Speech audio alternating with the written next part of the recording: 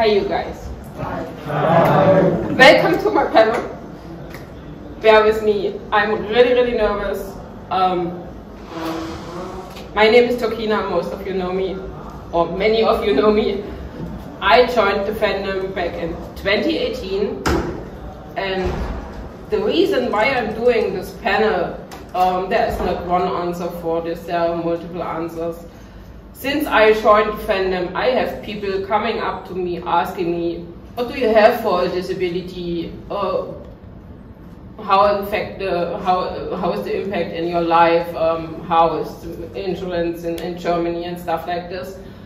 And I have also other people. I hear in the background saying, I would love to talk to her, but I don't want to make her sad or angry and stuff like this.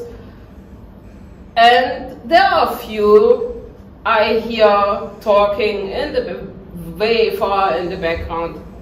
Why is she in the fandom? She is so old. Why is she working in the security? She can't do anything. She's sitting in a wheelchair. And normally I just don't listen to those people. But on the other side, I'm a human, you know, and I'm a human with feelings and struggles like everyone else. So there are moments I can't overhear this stuff, and I listen to it, and it hurts, of course. I'm making this panel. The big reason to making this panel is to show you guys, no matter what life is throwing at you, and you know, no matter what you have to going through, there's always a way out. There's always light at the end of a tunnel. So I am born in 1971 with a disability called spina bifida. If you translate it in a normal understandable language, it means the open back. So I am born with a hole in my spine. Back in 1971, there was no pregnancy control at all, like ultrasounds and stuff like this, like we have nowadays. So nobody knew that there's a child coming with a disability. After I was born, they showed my mother. I was shown to my mother for a short moment, and then they pushed me in another hospital because this hole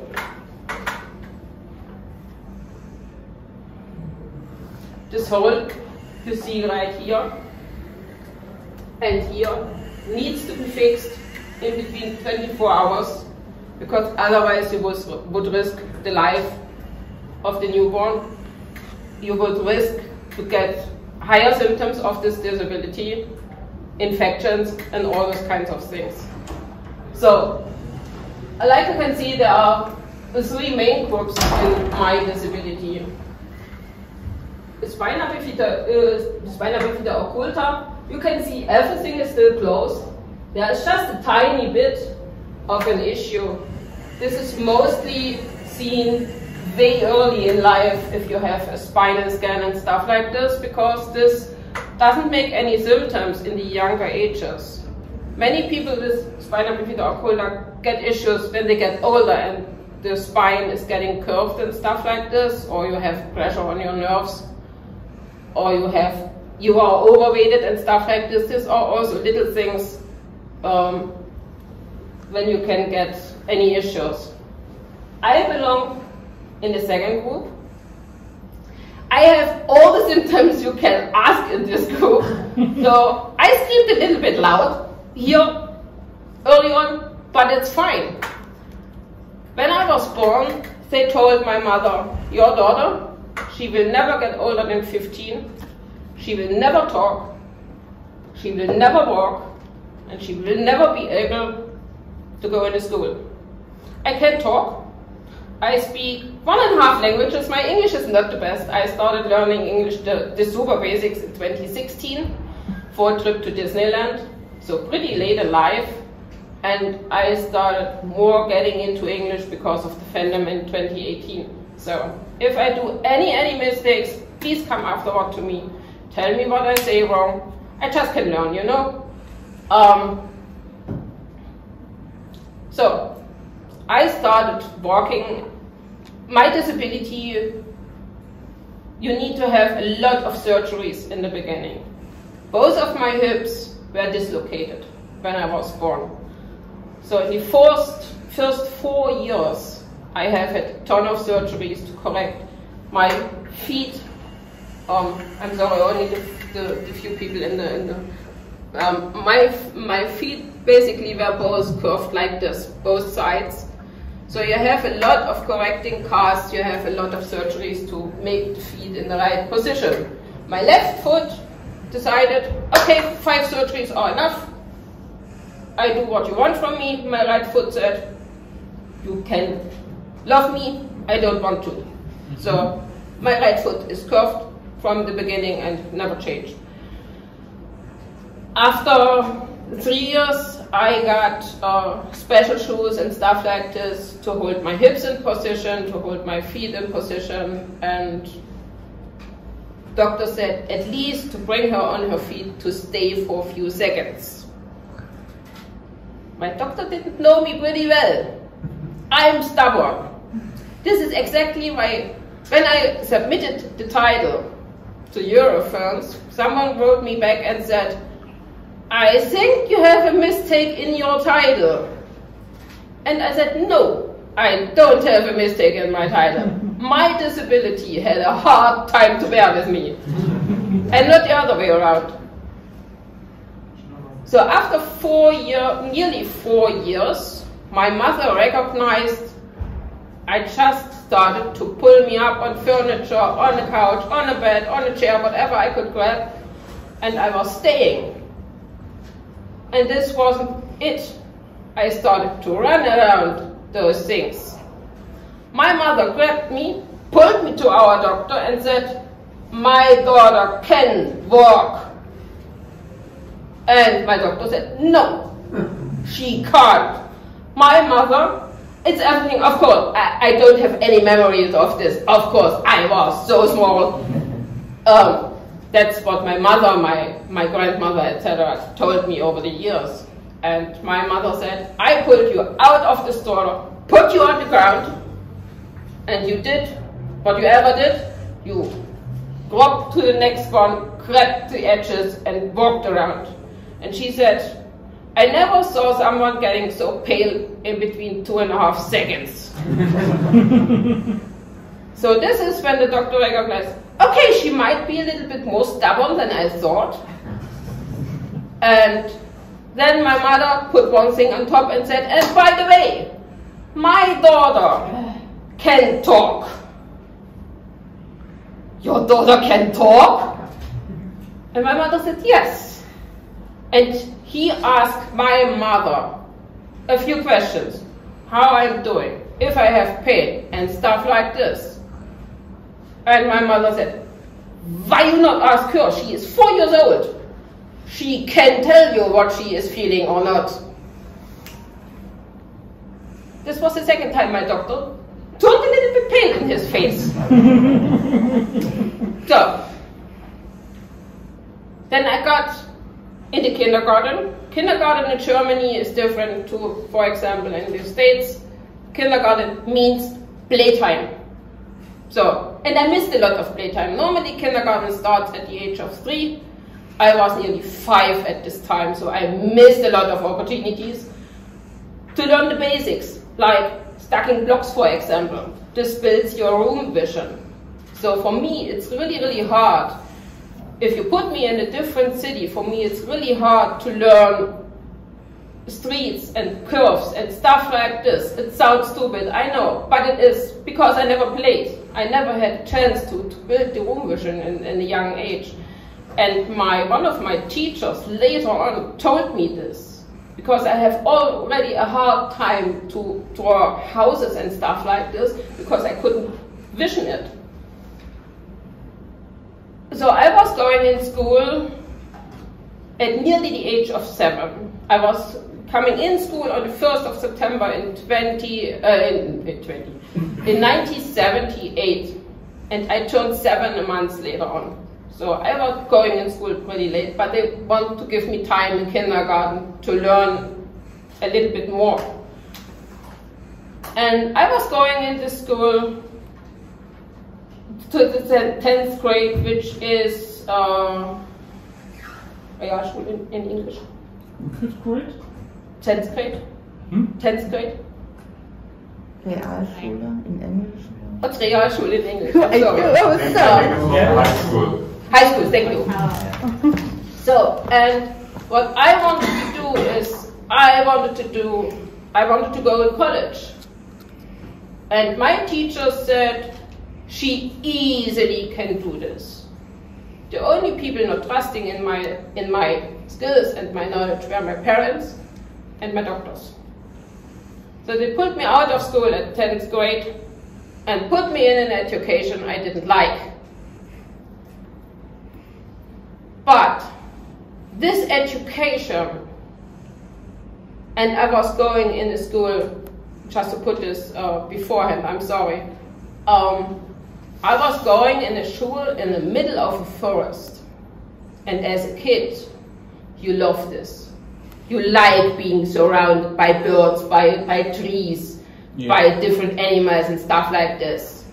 But as older I got, as more I recognized, they want to pull us away from the rest of the society. So people don't have to see people with disabilities and stuff like this. And as more as I understood this, as more angry I got, because we need to be included. And even nowadays, inclusion is a huge word, but we are far away from really being included. Yeah. It takes a long, long way to be there. So, I started this education, it was 1989. So it was the start of being the border going down in between the two parts of Germany and stuff. And we got visitors from a huge center for disabled people, physical disabled people from the evil West Germany. Because in the old GDR you got taught capitalism is evil. We were not allowed to listen to music from this country. We were not allowed to wear clothes from this country. I remember, I think I was about in the 5th grade or something, when our school got turned upside down because one person was wearing a pants from West Germany. Oh my God. I've never ever saw so many police officers in one point. Yeah. And we were a school for about 500 people. So we were a pretty small school. And as a kid, you get scared when you have so many police officers around you for 2 hours, 3 hours. It was crazy. So when we got this visitor, this was still a little bit the old GDR, slowly turning in West Germany. So we knew we need to be really carefully if we start talking to those evil West people. But thankfully I managed to talk of one of those people, and he told me everything I needed to know to have this vision and idea in my head. I want to be there so badly. And I knew I had to manage this. No matter how, I want this. And at this time, I started to have a voice in my head. And if you have a voice in your head, at the age of 16, 17, this scares you like crazy. This voice told me, you have 2 options. You move out from your parents' home, super far away, or you take your own life away. I didn't know at this time why I have this voice in my head. I just had this voice in my head. On April 6th in 1990, after a huge argument with my parents, I went to a friend. I was storing some stuff over the last 4 months and said, okay, it's time. So in the night from April 6 to April 7, at the age of 18, I was sitting in the train, basically to nowhere. I didn't know what the future brings to me. I just knew I want this. I want this so bad.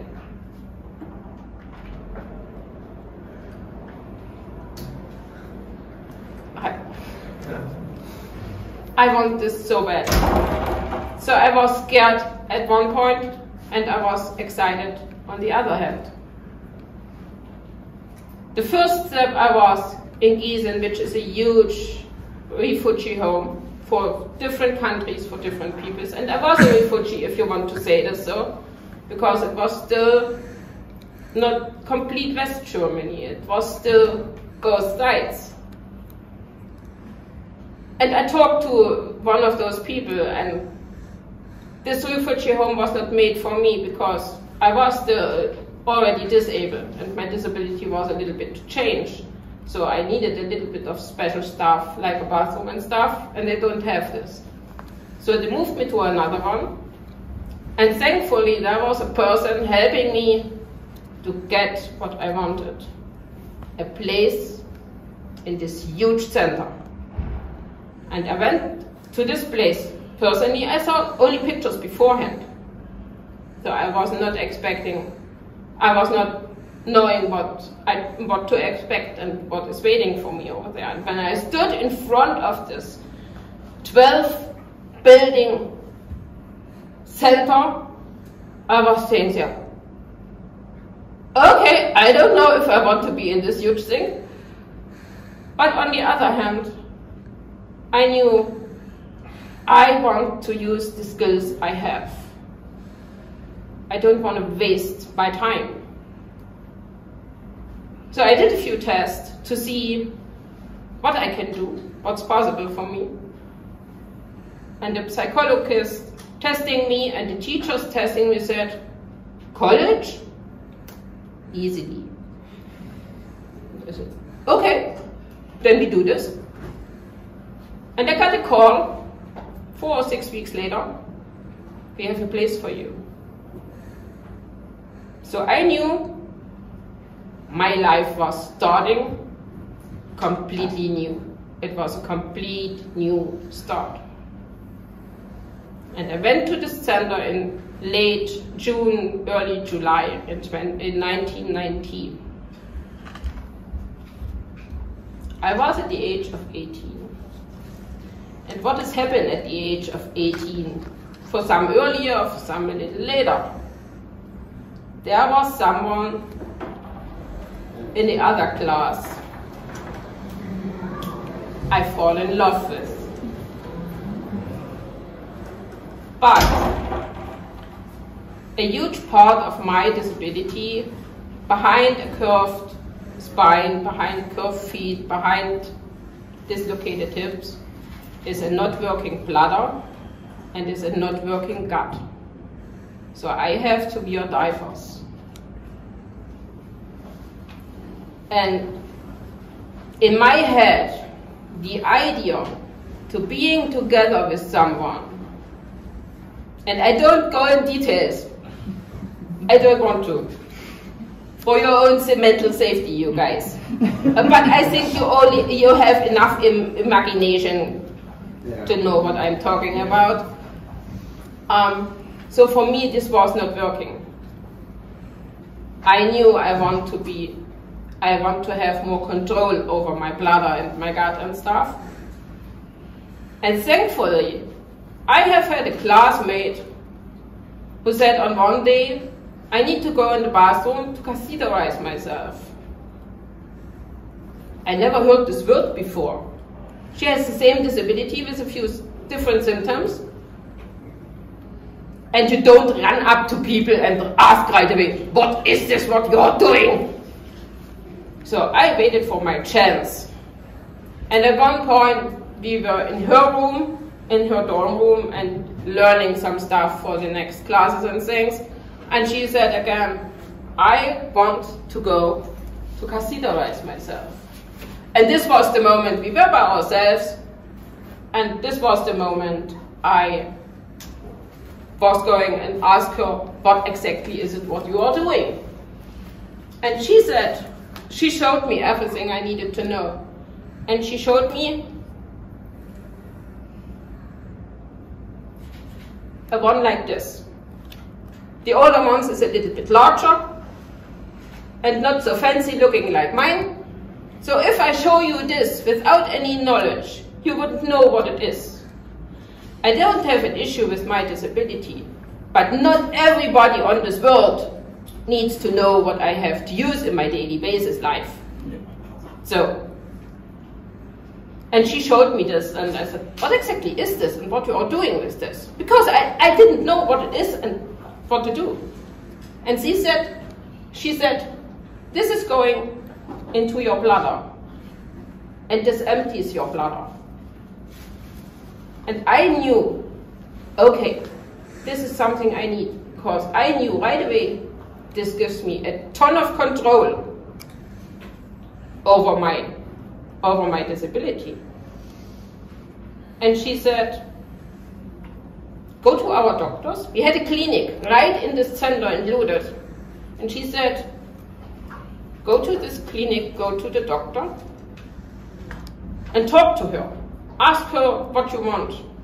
And I went to this doctor and said, I want to catheterize.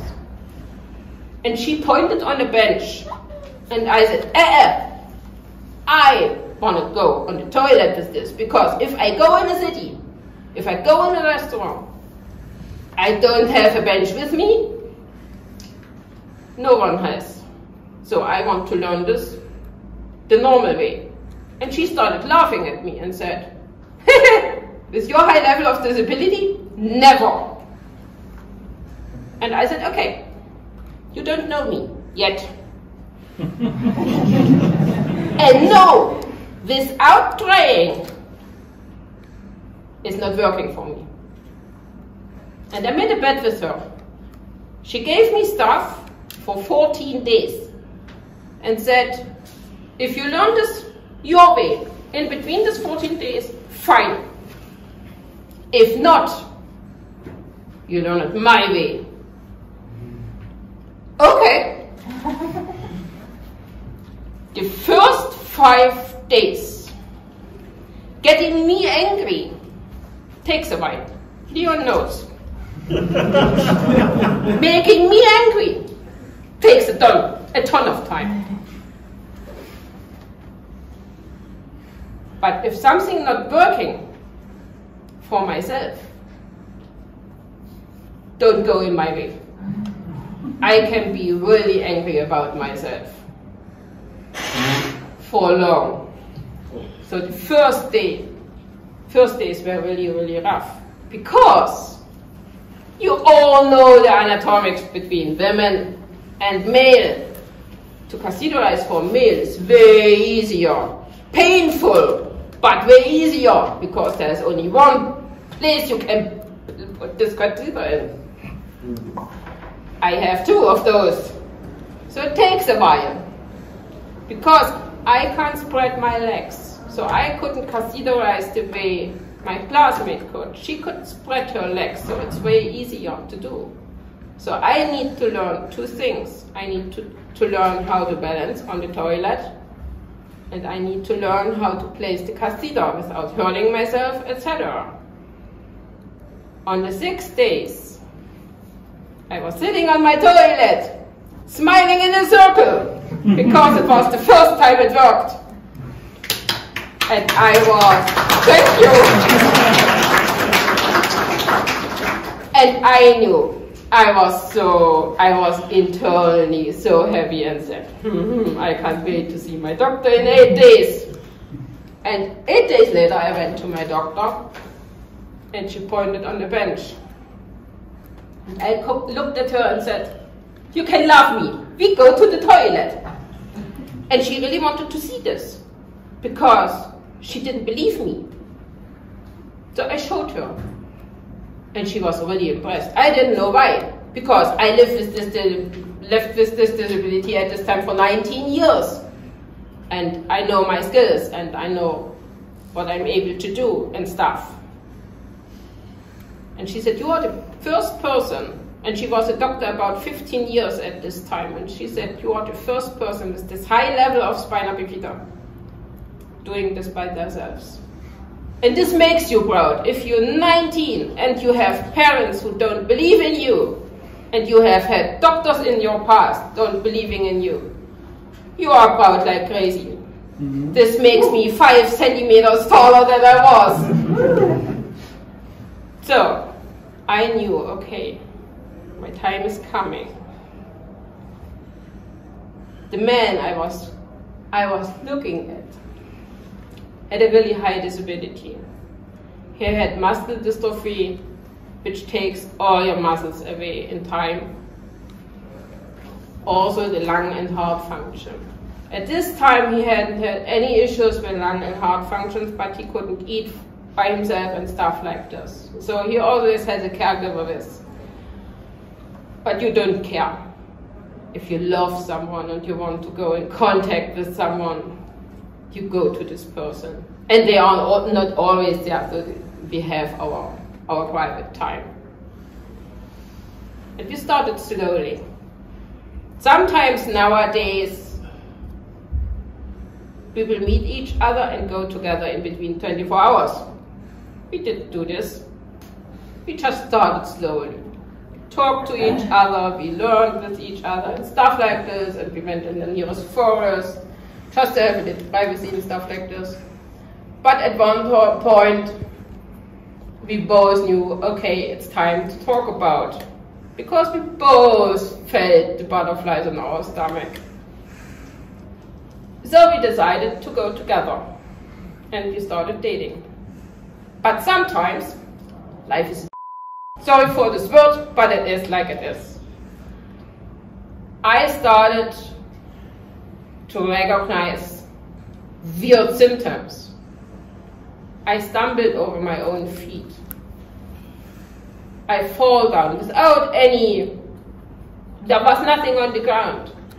Why I couldn't fall, but I fall. I couldn't hold myself anymore and stuff. And I'm not a person who discovers the first issues and runs to the doctor right away.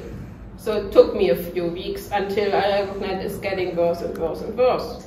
So I went to my doctor, told her the symptoms, and she said, we need to do a spinal scan. Okay, at this moment I was pretty sure it's just a nerve laying on a weird place and stuff like this, because you have a spine in your head, right? You know how your spine looks. My stepsister at the age of 4 says, you know what? I could place a mug on your butt. My spine has a curve of over 60 degrees. So a really strong curve. And my doctor made the scan, came back. You have a tumor in your spine. Surgeries and tumors in spine is dangerous for everybody because you have a ton of nerves in your spine. And I have this disability in my spine. So my disability is the second one. This means all these nerves were outside of my body and pressured already and pushed together and stuff like this. So what I have a weird disability. I can feel this, but I can't feel the backside. I can't feel my legs down from the knees. I never felt. At the one point on my left foot, and I swear to God, when you touch this, I learned to live. I learned to run. I learned to run right away, because this place is hypersensitive, and this is a weird feeling. I don't feel the cold. I don't feel the warmth on this place, but I feel the pain on this place, and this is weird. This nerve broke up at the age of 22 after a surgery. This is evil. If you never felt your feet for over 20 years in your life and then you wake up and you have a nerve tickle in you, excuse me? I have feet? This was a weird feeling. So my doctor said, we have to undergo a surgery, all the things we have to go, chemotherapy and all the stuff. The positive thing for me was the clinic was right included in this center. This means I could go to school when I felt okay. I could see my friends. So I was still included in all of this, which is amazing for your mental health and which helps you a lot to heal. The whole process still took nearly 1.5 years. And after 1.5 years, my doctor pushed a wheelchair right in front of me. I don't need this thing. You need this thing. And I said, a wheelchair for me was always a sports equipment. I started making sport at the age of 6. So I did my competition in a wheelchair, I did my practice runs in a wheelchair, etc. And I could push this wheelchair on the side. That's it. I walked on sticks from the age of 4, from this moment to this moment on. So when they pushed the wheelchair in front of me, I was really angry. Because for me in this moment, at the age of 20 at this time, this is the end of the world for you if you have this wheelchair in front of you and you think, I don't want this. I want to walk as long as I can.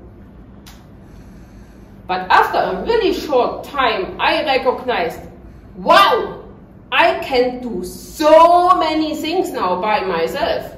First of all, our hands are not made for having pressure all the time. And if you walk on sticks, no matter of your weight, even you are a really light person, your hands will get really angry about you. Because our hands are not made for this. So I recognized, wow, I have more range to walk. For me, this wheelchair are my feet. So I always say walk. So I could go way far than I could before. I could put a backpack on my wheelchair and bring my own school stuff from point E to point P. Stuff like this. For you, it's nothing. For me, it was the world. It meant a ton to me to have the self-control over my life. I could do my laundry by myself. I could put all the stuff on my lap, go to the washing machine, put the stuff in the washing machine. It's for you, it's nothing. For me, it was a lot. So I learned to live with this super early on. And I discovered something, and when I told my doctor what I was about to do, he stood in front of me. Please, God, no! I discovered basketball, and I discovered wheelchair dancing. My spine was not happy about this pressure, but my soul was. And I told my spine, you know what? You can love me. I will do this as long as I can. So we also discovered, and this is a topic I will only put a little skin over it.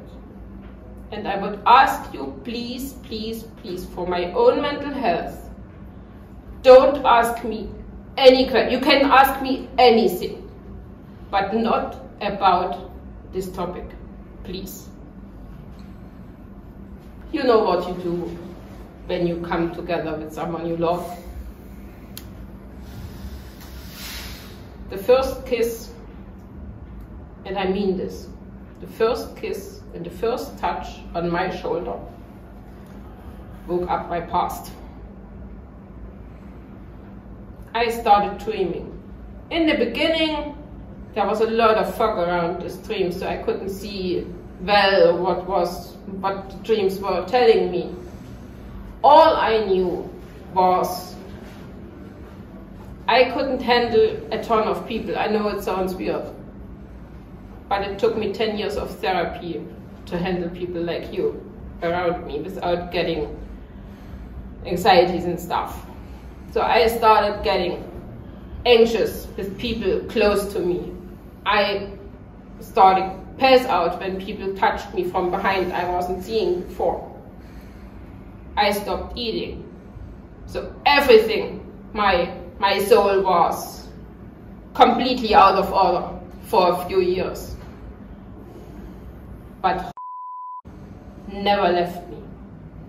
He was my tree on my side, and he never left me, and this is what kept me going, what helped me. And on one point he said, you need help. You need professional help. And I did this.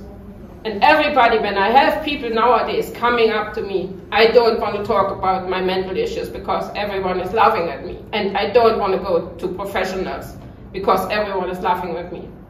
Don't listen to other people. Go. We have this help. We have these people for reasons. Please, please, please, go and search for help if you need it. It's so important, and I'm so thankful I've had the right therapist helping me for over 10 years, twice a week. So I knew why I've had this voice in my head. And it was a lot of work to get over this. And I was thankful I was moving away so far at this point. So and I were together for 3 years and a little bit. When he started getting weird symptoms. Disability, we had to go to regular controls for lung and heart and muscles and stuff. In January 1994, everything was still okay. The numbers looked fine, everything was cool. 2 months later, I recognized there are stops in his breathing, also over day. And I said, we need to go to the doctor. We need to check this. It could be everything. It could be a little cold and stuff like this. This has a huge impact of people with muscle disorders because the lung and your heart is a muscle. And if you have any infections on this, even healthy people feel the pressure. So we went to the doctor. It was about early May. And he came back and looked extremely sad. And we knew right away, oh boy. He knew him from his age of 6, so when this disability showed up with symptoms and stuff, so he knew him for 14 years at this point, or nearly 14 years at this point. And he came back and looked really, really sad, and we knew, okay, here is something really, really wrong. And he said, your lung and your heart function dropped. I was 23, nearly 23 at this age at this time, and he was 19, nearly 20 at this time. And if you need to talk about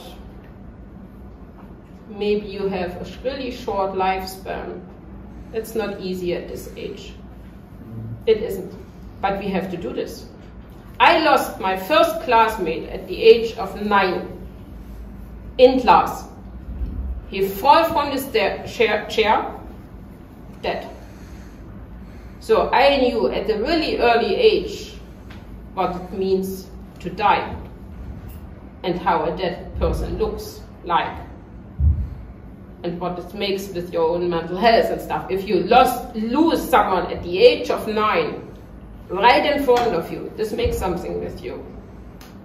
And because of I was in a school for disabled people, we always had some people dying here and there, so we had to discover this topic.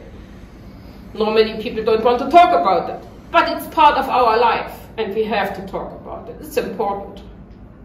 But you don't want to, especially if you have a loved one in front of you, you want to start a life with. But we need to do this. And the doctor said, you come back every 2 months to see what your lung and your heart function is doing. And this is scary. You don't think about this all the time. Of course not. There are way more other stuff you want to talk about, want to see and go and blah. But so the 2 days before those dates were scary for both of us. It was a hard time for both of us because we loved each other. And we went the next day, it was in July, and his heart and lung function was dropping again. The next control was at the end of September, and had only 25% heart function and 20% lung function. So we knew we will not have much time. On my birthday, October 6th, he asked me the question, will you marry me? And I said yes. Of course I said yes. I love this man.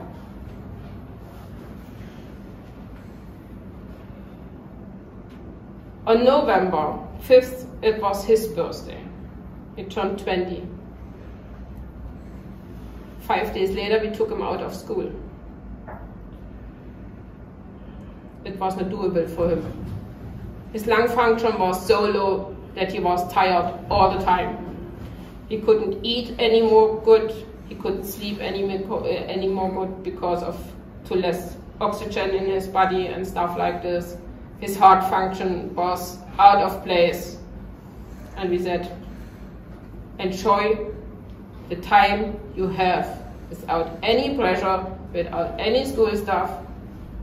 We take you home. For me it was hard because I only couldn't see him on the weekends and not in the week. But I knew we need to do this for his safety and health and stuff, and we didn't want to have him die in school without his parents and stuff.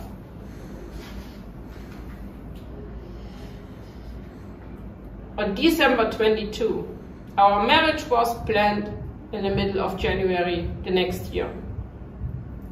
On December 22, at 10 p.m., he said, you know what? The center is empty. Everyone is at home enjoying Christmas, New Year's Eve. Now it's time to go. And 12 minutes later, he closed his eyes forever. For me, going back in school without him, it was like a horror movie. Because everyone came up to me asking me where he is, why he is not coming anymore, why I don't have him on my side anymore, why we are not married already. It was really hard. But I promised him in the last moments of his life, I finish college. And what I promise people, I do. No matter how hard it is, you will never see me promising something and not doing it. That's not me. Life is not easy. But you need to go forward. The last thing he wants to do, wants me, is being sad and sit in the corner all the time. So I finished college and started to work. And in 1998, I started experiencing the same symptoms I've had a few years before. My legs got numb, my hands got numb, I couldn't stay anymore. So instinctively, I knew right away my tumor was back. I went to my doctor and said, we need to do a scan. There's something really wrong. You still have this hope in your head It's maybe not a nerve, it's maybe only a nerve not working right away. It's maybe a muscle not working. I was moving in this time, so maybe it was too much pressure I put on my body because of putting boxes from point A to point B and stuff like this. But they found this tumor again. And this time this tumor was closer to my original place for my disability, which is between L1 and L5. So I knew right away a surgery will be even more risky than the other one before. Because if you touch a nerve, which is still not okay, you don't know what this nerve makes with you. You can destroy everything and your disability can be on this level, down. So I knew when I undergo this surgery, in the worst case, I will not be able to do anything myself from this moment on, except to talk, to breathe, and to move my head. But on the other side, I knew that's the only chance to get rid of the stupid tumor. So I undergo the surgery, and this surgery put me in the wheelchair completely. I still be able to stay, I still be able to walk from the toilet to a shower chair, stuff like this, but I can't walk freely anymore. And in the beginning I was so angry when they pushed an electric wheelchair in front of me. I don't want to have this thing. You need this thing. I don't want to have this thing. You need this thing. And I was practicing for over 2 years for being able to use a normal wheelchair, at least inside my home or in buildings in general. Because a wheelchair like this is huge. Yeah. This is the smallest electric wheelchair I've ever had. If we talk about this special wheelchair, this wheelchair is really special to me because of the function it has. But the older wheelchairs was really wide, and so to go doors and stuff, or in stores and grocery stores with the smallest space, it's hard. So I knew I want to have a normal wheelchair to do those stuff. And I practiced for over 2 years to going back in a normal wheelchair and use this one. So it was pretty hard. And I couldn't do anymore what I loved to do. I was not able to do basketball anymore, and I was not able to dance anymore.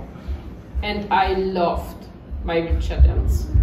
Because this stuff, sports and dance, freed my head and helped me to cope with my mental anxieties and stuff like this. And it freed me. It gave me a lot of freedom in my soul and my heart. And I couldn't do this anymore. This was hard. And my doctor also told me, going back to work with the chronic pain you have right now is not okay. And I was 27 at this time. And if you get told at the age of 27 you will never ever work again, there are people coming up to me and say, you have the best life ever. You don't have to work, you can sleep all day, you can do this all day. This is funny for a few days, for maybe a few weeks. Yeah. But that's it.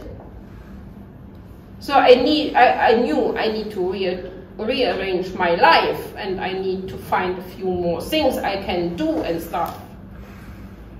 And at one point I watched TV and saw people crafting little cards, greeting cards. And I love this idea. So because having this small business for myself, I can decide how many cards I want to make at the day and what to do with this and stuff. So I started this, and it was a lot of fun. But it got destroyed from a few people coming on my table. I was on a little market near my home on Fridays when I could. But there came people and were telling, she can't do this, she is disabled.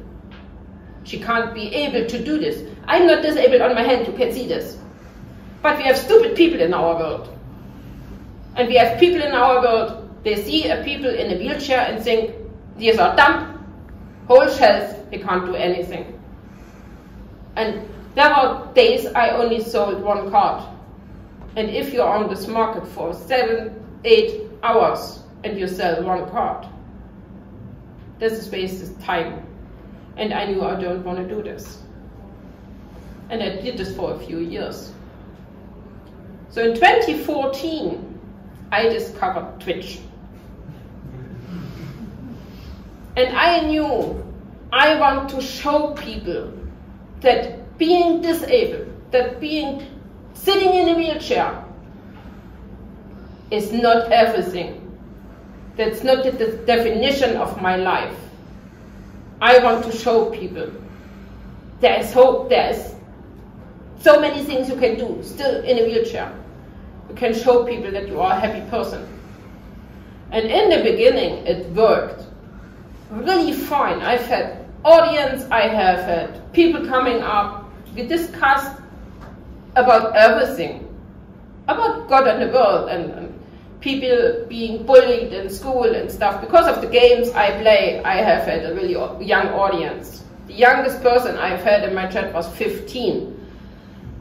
And she came and told in chat she had a really bad day because she got bullied in school, and because of my age and my knowledge about life and stuff, I could give her a few advices, and I loved this. And I was streaming for 6 years.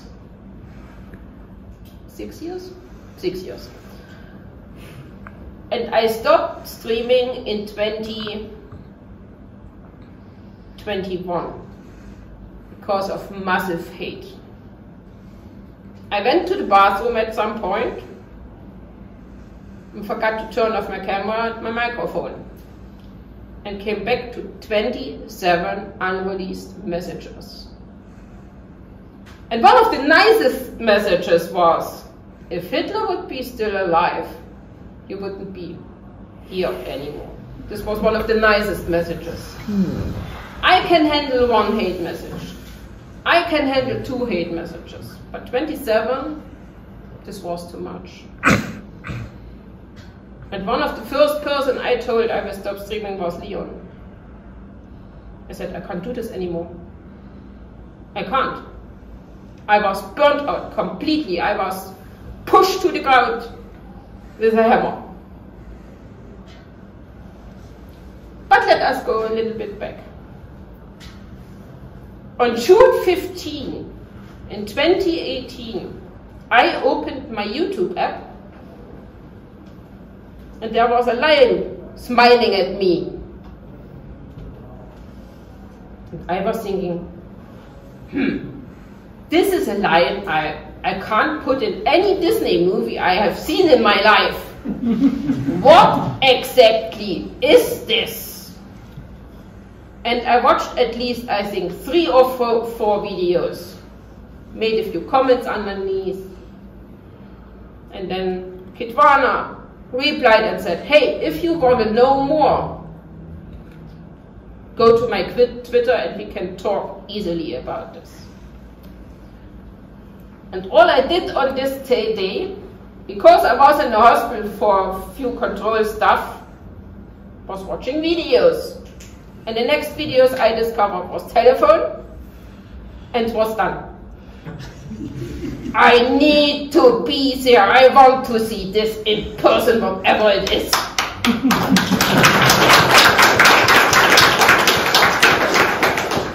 And my nurse came in, bringing the dinner in the room, and said, I know you are a happy person, but I never saw you smile like this. What drugs did you have today? Nothing. Nothing more than I have already. And I turned my screen and she started grinning. So I wrote Kitwana a few messages and he told me everything I needed to know about Defender. And he said, install Telegram. I never heard from this app before in my life. and search for a local group. And that's what I did. I installed this app and I searched for a local group, and this local group had a meet 2 weeks later. I wrote one of the admins and said, hey, I am mostly the oldest and I'm disabled, but I want to be in your group. Is this okay? And I was expecting an answer like, because this is what you experience in real life, really, really often, that you get pushed away because of your disability, because people have a ton of thoughts in your head and stuff, how crazy and difficult it could be with a disabled person in their group. And this person wrote back, we have a meeting in 2 weeks. Come. I was staring at my phone for a whole minute, not believing what I was reading. I discovered myself sitting in our public transportation 2 weeks later. I go not. I go not. I go not. 45 minutes later, the tram was on the place I wanted to be. And I didn't have another choice. So I was waiting there, and the people came, and there come people up, running to me. Hi! Hi, and how are you? I was so scared in the beginning because I never discovered stuff like this before. And then people started talking and talking about convention. What is a convention? I've never heard from something like this. I live behind a rock, so a little bit so. And they told me everything I needed to know. And I was sitting home in the middle of the night. I want to be there. It was Eurofurence 2018. I want to be there so badly. I want to see all this stuff in person. I booked my hotel, I registered, and this night. A few weeks later, I went to the store and I was surrounded by all the colors the planet has to offer and by all species the planet has to offer. And the first thing I therefore discovered from Leon was his plushy bomb. Flying through the whole lobby. Flying through the whole lobby. And I said, nice. I have a bomb in my hand. But who is this throwing this bomb against me? And this is how we started talking. A person I've never met before, I never saw before, I never talked before. If someone would have told me this 5 years earlier, I would have said, can you please search for help? Never! I was in this lobby and it felt for me like home. And the thing is, nobody in this fandom has ever asked me any weird questions. Never. Do you want to know the weirdest question people ask me? Sure. Okay. I went to my grocery store nearby, and the lady on the other side was screaming, stop, stop, stop! Okay. Sometimes you have people coming up asking questions about the wheelchair and stuff like this. No. This person stood in front of me. This person stood in front of me and said, I want to know one thing. Okay.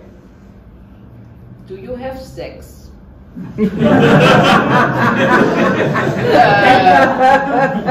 Excuse me? do you have sex? And I looked at her and said, sorry, I'm a normal human being. Everyone with 2 brain cells in their head knew exactly what this answer is telling. This person asked, this doesn't answer my question. Do you have sex? And I said again, I am a human being with normal feelings, with wishes, with dreams, with hobbies, and all those kinds of things. And she asked a 3rd time. And I said, you know what? I turned the table. And I looked at her and said, before I tell you what's going on in my bedroom, please go ahead and tell me what's going on in your bedroom. And she was staring at me and said, you do not have to ask this question a normal human being. Oh boy. To make me speechless takes a while. But I was not recognizing that people behind me from my neighborhood and my house were staying behind me. And one of this person said, so Terkina is not a normal human being for you?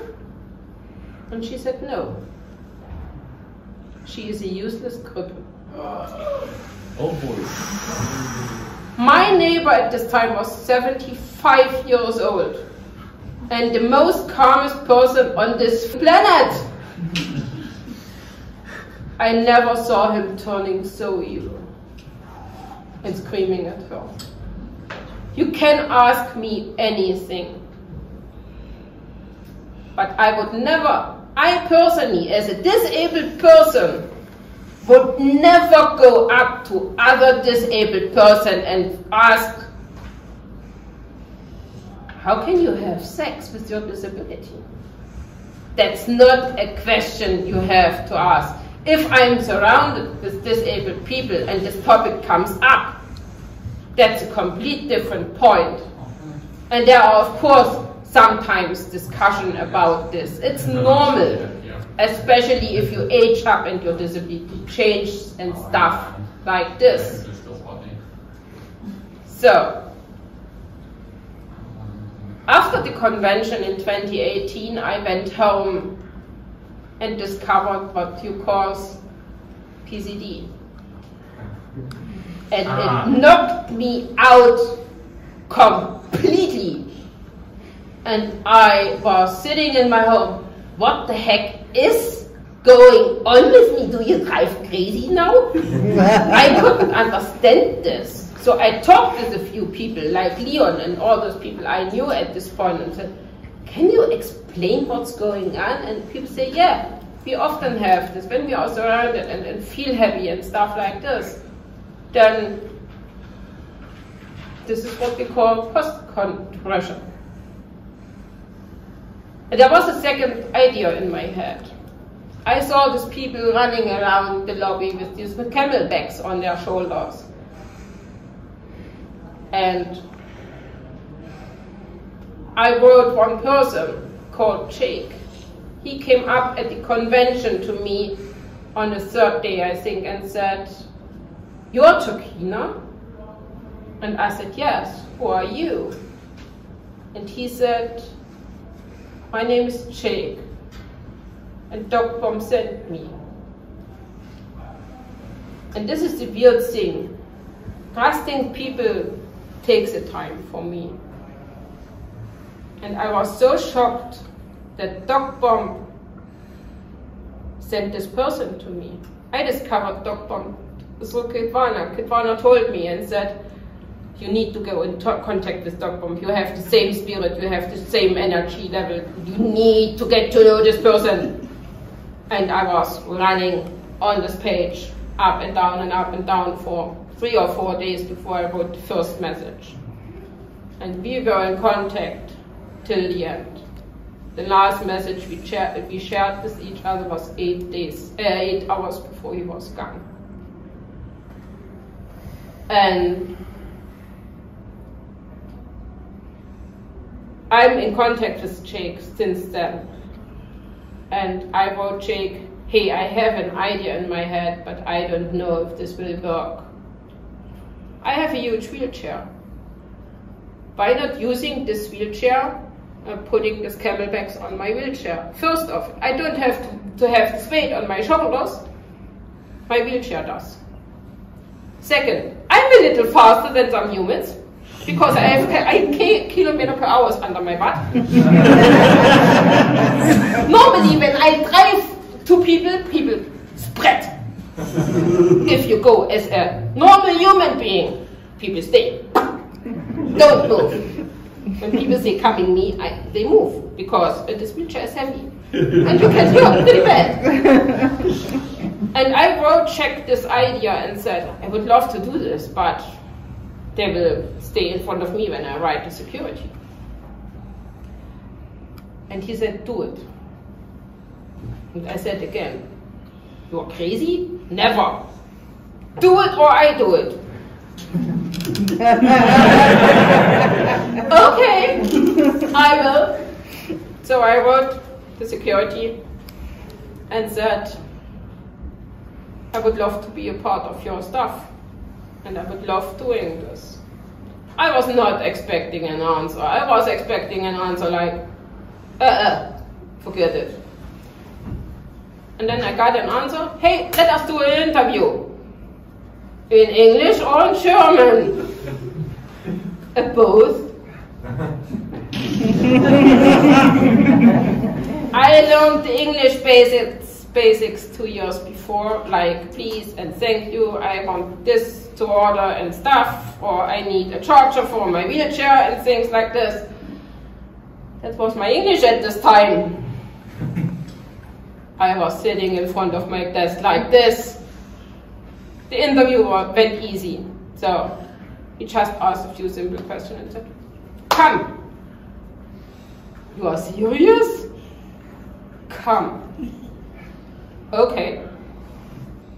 After the convention, I discovered pain I've never had in this level before.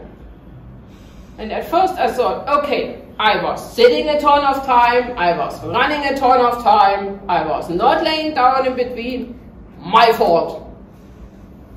Because normally I sit about 4 hours and then I have to lay down and stuff. So I just gave my body a few times and said, lay down, relax, rest, all will be good.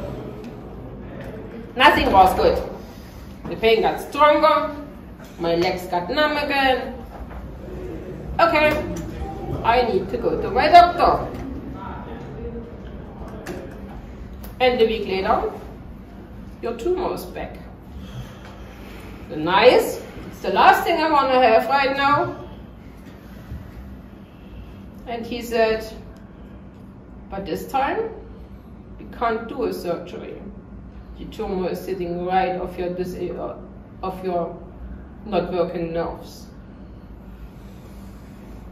So we checked a few things, what we can do, what we'll be able to do, so to keep my pain level low, to make sure I'm okay, I can still run around and stuff like this. And it took a while, but I'm here. I'm in chronic pain 24/7, but when I'm here, I'm pain-free. I have a few attacks here and there, but when I hug those fluffies, and when I see those fluffies, I'm pain-free. And this is why I wanted to work for this convention so badly. And I worked in 2019, the first time, for the security, and ran around with my mother and stuff. And nearly everybody come up to me and say, hi, good that you do this. Nice to see you running around here. We love you. We talk 2 lines with each other, how can you love me? That's the weird thing. I needed to learn that there are different types of love and friendship and stuff like this. My grandfather said, you can be old like a cow. You will always learn new things.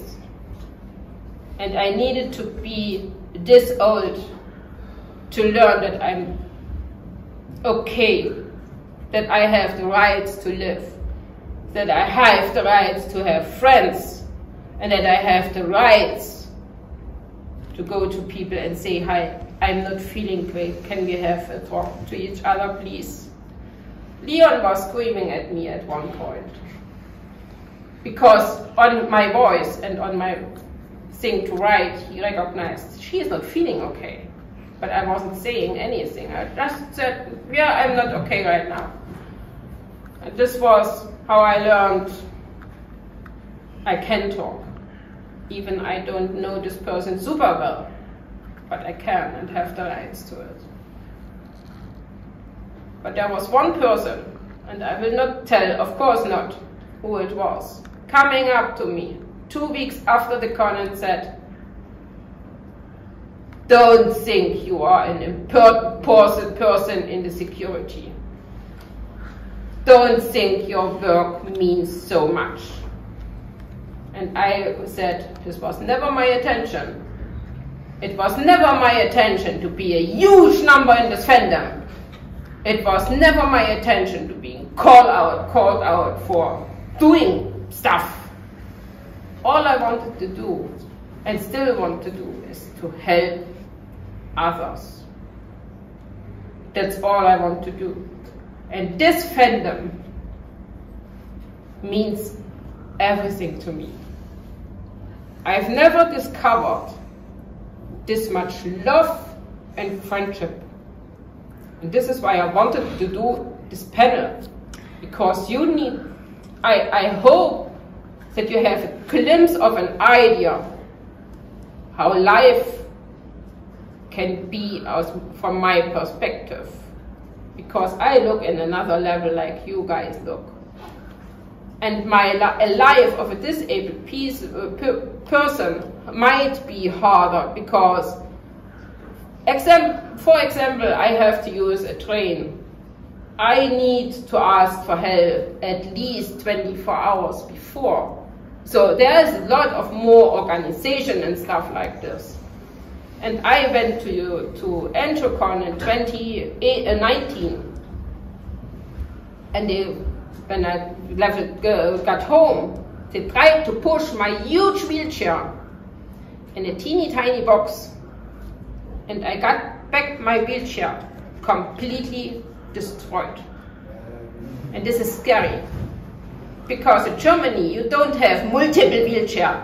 And you can go in the next store and buy a new one. This is not doable. We rent those wheelchairs. This is a scary moment if you have to lay in your bed and to wait you get the parts fixed. But I still want to do those things because I love the fandom so much.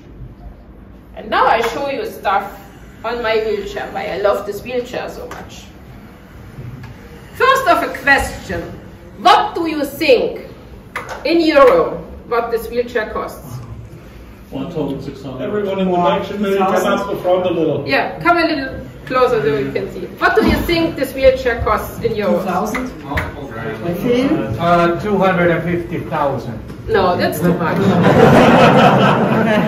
50,000? This wheelchair costs 22,000 euros. So if this thing gets destroyed, it costs a lot of money to replace and to repair. Especially we have the war right now.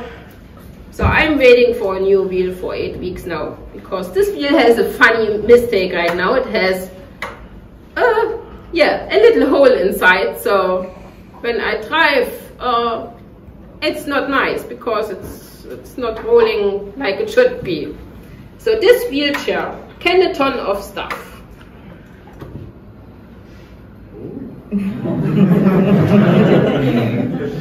Gretchen, can you come up to me, please? Absolutely.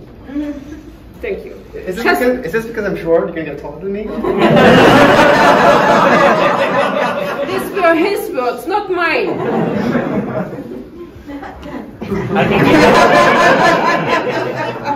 Oh no, they're gonna talk to me. But look, now we can cuddle without being him down. I can get like shows to do that as well. If you could, I think I get my head. Thank you. So this wheelchair is about 1 meter and 60 centimeters, which gives me one opportunity. I can go in a grocery store and grab the stuff out of the shelves without asking any other people. Especially with this pandemic in our neck, it's important. But my wheelchair can more.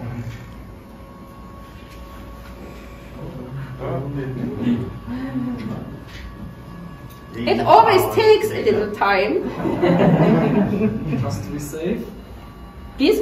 Just to be safe? Yeah. And just to give people behind the chance to move away. So. Get out of the way or you will flatten them. So now I can relax my spine. And or you can go to the dentist with it. And now why is it not working? Okay, this button is not working for some reason. Normally you can push the back down so you can lay down completely, which is important for people especially with pain, because it helps you to relax your spine in between and to stretch your spine in between, because my spine is really curved when I sit, and so I can stretch my spine in between, and this helps a lot. This wheelchair is the best and the most expensive I have ever had in my life. But this wheelchair is the opportunity to be here in such a center, because I can lay down in between without moving in my room and laying in my bed and stuff like this. But this is, when people come up to me, and this is the weird thing, normally healthy people have a space around everybody accepts. Not for wheelchair users. I have so many people staying close next to me and then getting angry when I move on their feet. And if you stay behind me, I don't have any mirrors on my wheelchair. So if people stay behind me, I can't see the people. And when people stay really close behind me, it's their fault getting hurt. So this is the weird thing I discovered multiple times in my life. I have coming up an old lady a few years ago. Oh, you poor thing. First of all, I am not a poor thing. I love my life. Even it is hard sometimes, but I love my life. And second, I am not your teddy bear. You don't have to touch me without permission. I don't know, and I will probably never understand this, why people think if you have not working feet, your brain is also not working. And I swear to God, my brain is working fine. I don't know, but people think sometimes. And this is the weird thing about Germany. Of course, the insurance we have is perfectly. I don't have to pay for the meds I need. I don't have to pay for the wheelchair I need. I don't have to pay for repairs and stuff like this, for surgeries I need, for all the medical supplies I need for my bladder and my gut stuff. But people can be really, really mean. I would love to work like I can do it when I'm pain-free or from home. And before COVID, it was so hard to follow the rules. I'm sorry, I need to get going pretty soon, but I have two questions for you. Okay. First off, regarding your wheelchair, have you ever considered dressing it up as a Batmobile or a scary ice cream van if the theme would be healthy? No, because I would love to change some things on my wheelchair, of course, but first off, it's a renting wheelchair, so I'm not allowed to do a few things. And second, since people think you are stupid because you have a disability, if I would dress up my wheelchair like this, people would even more not taking me for seriously. So I colored my hair back in May for the first time. I was gray before. And since then, people acting against me like I'm a little child. And they talk like me, talk to me like this. And this is crazy. I don't know why people are doing this. And I also discovered this here and there on Twitch, for example, that people coming up, how can you do this? You are disabled, you don't have the knowledge. I am not dumb, I'm sorry, I have the knowledge for doing this. Yeah, you do this mistake and you do this, that may, yeah, nobody is free from making mistakes, and we all can learn and stuff, and technique is getting forward and forward. And what I hope from the pandemic is that people like me have it easier to work from home and doing stuff. So I would love to do a few things from home in the way I can do. But the rules before COVID were so high. You need a separate room, you need a separate computer, you need a separate provider for telephone. You need a door, a really heavy door to close with 2 locks and stuff like this. And this is what I hope from the pandemic. As hard as the pandemic was and is for us, this is what I hope it will be changed for a little bit for people who want to work from home. Because in Germany we have a lot of good things, of course, all the interest and stuff like this is really, really good. So, but these are the little things I hope that will change in the future and help people like me to work. This is what I love. The States, for example, have good and bad sides, like every other country. But in the States, there are more people included in doing stuff in the way they can. And this is what I hope a little bit. This is inclusion all about, you know. And this is what I love about fandom. In the fandom, no one asks the question, you are accepted here, what are you doing here, why you are here, and stuff like this. You are here and you are accepted and you are loved, and that's it. And most of the people are really friendly and loving, and you don't have this outside of them. So, especially when we have to use the train and stuff like this, you feel when the people who push to you, taking care of you, bringing you in the train and out, you feel if these people want to work or not. And this shouldn't be happen, you know, because it's not my fault to sit in a wheelchair and to have this disability. So that's what I hope in the future. Thanks for being here. Yeah, and if I may, I would really love to, at one point, lend you my great Templar helmet, my metal shield, and my war mace, take a photograph of you, and put, say, you poor dear, one more time.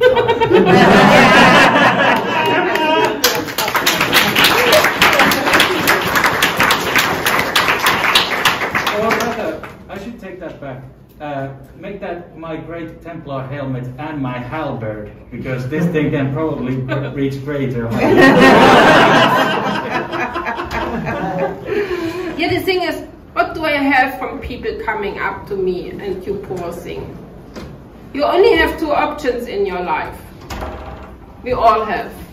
You can put your head down and cry all day about the things you can't do in life. But what do we have from this? Nothing. We would be alone. We would be running mentally around the circle, concentrated on our stuff we can't. Nobody should do this. There's always the other option. And the other option is learn to live with the things you have. And I have never my disability telling me what I have to do and what not. Of course, I'm aging up, and like everybody aging up, there are a few things you can't do anymore, like you could do years ago when you were younger and your muscles and bones were differently. So we need to change. Everybody needs to change their things and stuff. But for me, it is so important to show people, and this is my purpose in life. And many people in the fandom told me this when I asked this question, what is why you love me? What is why you like me? And people tell me, because of the way you shine. I never saw this myself. I never look in the mirror and say, ha, I'm a good person. So it's great to have people from the outside coming up to me and telling me this. And we need those people.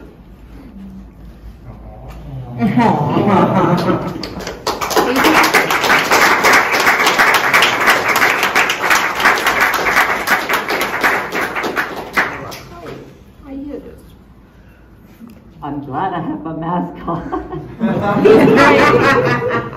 This is the last thing I want to do, making people cry. This should be a positive panel. I said, that is positive, right? Yeah.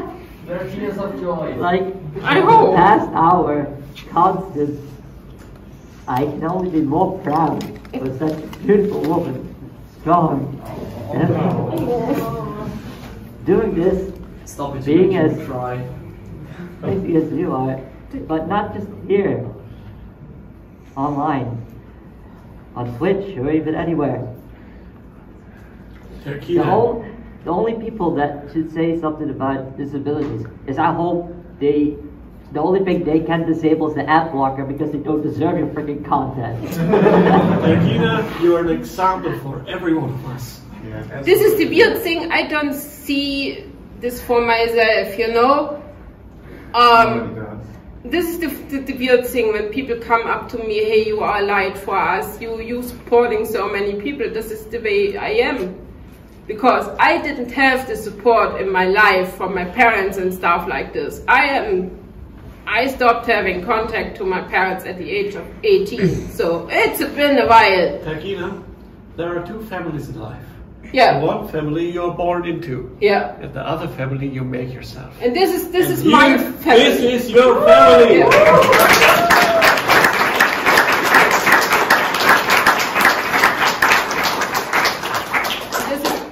The panel, but Also, one very important thing, the best people are the ones who don't realize how good they are. someone told me that, was you? I think it was you. I'm not sure. Someone told me this a while ago. So, because this person coming up to me and say, you just want to work at the Eurofurence to be recognized, to be a good boy, to be maybe getting a medal or something. No. Bullshit. Yeah, this was never my reason. Those Never my no place here. Never my intention. Ever, Never. always. I want to work to give back, because when I went to my first convention in 2018, the hotel I have chosen did a huge mistake. They put me in the wrong room. And in the middle of the night, it was a hostel, in the middle of the night I have had coming up 3 drunken people, male people. So I was wide awake. And I said, no, this is not working for me. Not with stranger people I don't know and they are drunk. So I went the next day, it was Friday. I went to the Sec Ops and one of them recognized, hey, you are not feeling great, your smile is gone. And I told him the story. And I said, yeah, probably it's maybe an idea to go home because I never will go back in this room. Not with stranger male people and especially drunk people. And he said, no. You don't go home. And he offered me his bed and ordered a bed next to this bed. And I was so thankful to being able to stay for the whole con that I just want to give back. I am not a person who wants to be, I'm doing stuff. This is not me. This has never ever been me. I just want to help people, to be there for people and help others. That's all I want to do in life. Thank you so much, guys.